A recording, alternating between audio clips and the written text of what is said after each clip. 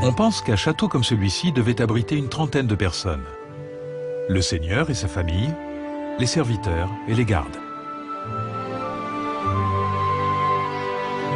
Ce sont les cuisines du château qui nourrissaient tout ce monde. Et le pain était la nourriture de base. Il était cuit dans un four en pierre.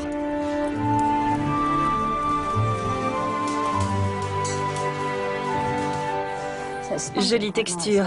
Ruth et Tom vont essayer de faire du pain avec la farine du nouveau moulin. Ruth utilise un agent levant qui était très populaire au Moyen-Âge.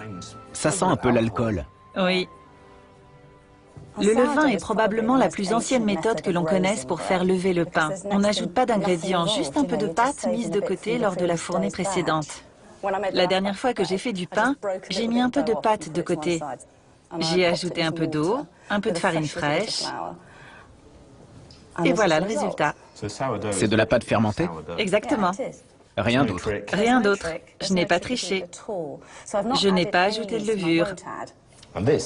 Et ça va nous fournir une bonne dose de glucides. Oui. Le pain est l'aliment de base du travailleur. Ce n'est pas très appétissant pour l'instant. Mais je crois que tu as du travail pour moi. Tu veux pétrir un peu?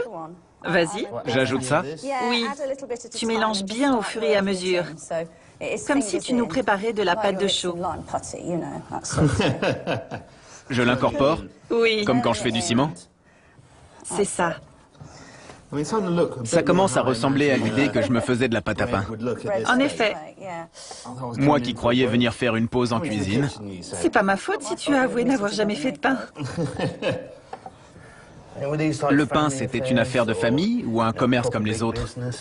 Comment un boulanger gagnait-il sa vie? En général, le pain était fait à la maison pour la famille, D'accord. par les femmes. On n'en achetait pas. On le faisait à la maison. Oui, au XIIIe siècle, l'essentiel du pain était fait maison. Ça commence vraiment à ressembler à de la pâte à pain.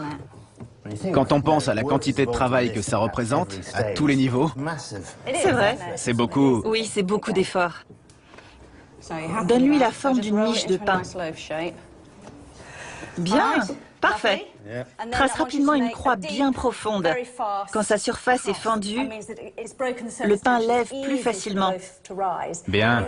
Ça permet aussi d'avoir un pain encore plus croustillant. Ok. 2 coups.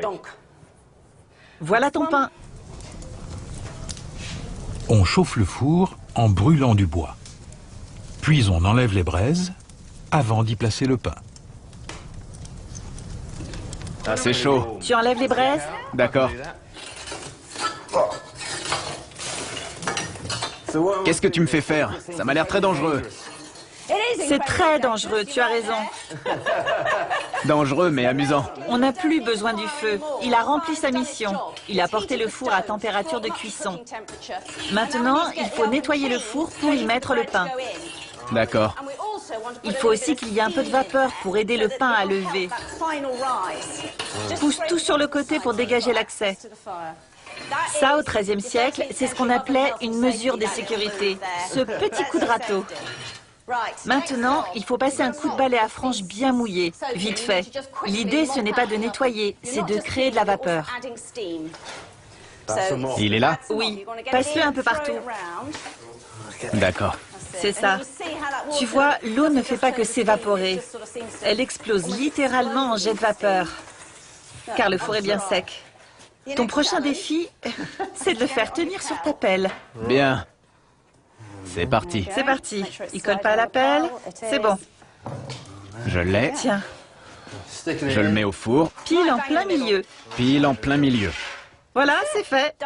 Regarde, ça cuit déjà. Oui. Je t'appelle quand c'est prêt. D'accord. Bon, alors je retourne au boulot.